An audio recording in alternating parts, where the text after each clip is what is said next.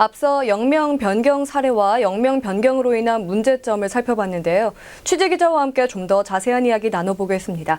이혜진 기자, 생각보다 많은 곳에서 영명 변경 움직임이 일고 있는데요. 절차가 까다롭진 않은가요? 네, 영명 변경에서 가장 중요한 건 의견 수렴 과정입니다. 예를 들어 주민들이 영명 변경을 요구할 경우 역 반경 500m 이내에 살고 있는 주민들의 의견을 수렴해 서울시에 전달하는 구조인데요. 그럼 서울시는 교수와 공무원 등 10명으로 구성된 지명위원회를 거쳐 심사를 하게 됩니다. 영명 변경 심사 기준을 좀 살펴보면요. 각종 개발 사업으로 역세권 환경이 변했을 경우, 또 기존 영명으로 사용되는 목적물이 없어졌을 경우 등이 해당됩니다. 예를 들어 1호선 금천구청역은 지명 유래를 따 시흥역으로 불려왔는데요. 경기도 시흥과 헷갈린다는 의견이 많아 개명된 사례입니다. 또 광운대역 역시 기존 영명은 성북역이었는데요. 해당 역사 위치가 성북구였다가 노원구로 바뀐 상태라 영명 개정 요구가 있었습니다. 그렇군요. 저마다의 이유와 사정이 있어서 영명 개정이 이루어지고 있는데 문제는 집값 문제 등 지역 이기심에서 비롯된 요구도 적지 않다는 거죠. 네, 앞선 기사에서 보셨듯이 옛 지명의 유래, 역사에서 비롯됐던 영명들이 최종 확정되지 못하고 결국 바뀌는 사례가 적지 않았습니다. 특히 반포, 목동, 잠실 등 부동산 중심지라 불리는 곳의 지역명이 영명에 반영된 사례가 많았는데요.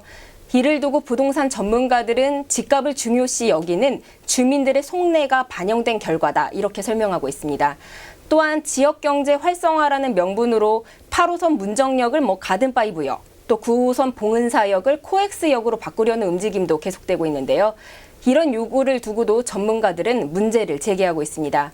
당장의 인기나 상황의 편승에 영명을 정하는 것은 매우 위험하다는 것입니다.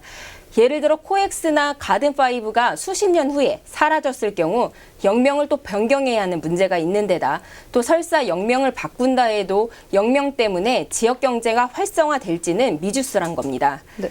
때문에 영명이 갖는 역사성을 가장 중요하게 생각해야 한다는 지적입니다. 네, 보통 한번 영명을 외우게 되면 고유 명사처럼 잊지 않는 법인데 영명이 바뀔 경우에 시민들에게 가져올 이런 혼란도 있을 것 같고요. 또 예산 문제도 있죠. 네, 서울시 산하인 도시철도공사 등이 적자란 사실은 익히 잘 알려져 있습니다. 때문에 적자를 막기 위해 부영명, 유상 판매까지 이루어지고 있는 상황인데요. 이런 상황에서 사실 영명을 바꾸면 표지판, 안내판, 노선드 등 바꿔야 할 게 상당히 많습니다. 보통 2억에서 3억 정도의 비용이 발생한다고 보는데요.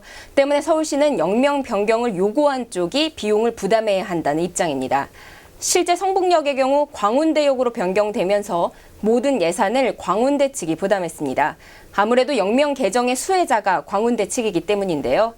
하지만 또 반대로 성내역을 잠실 나루역으로 바꾸면서 예산을 서울시가 부담했습니다.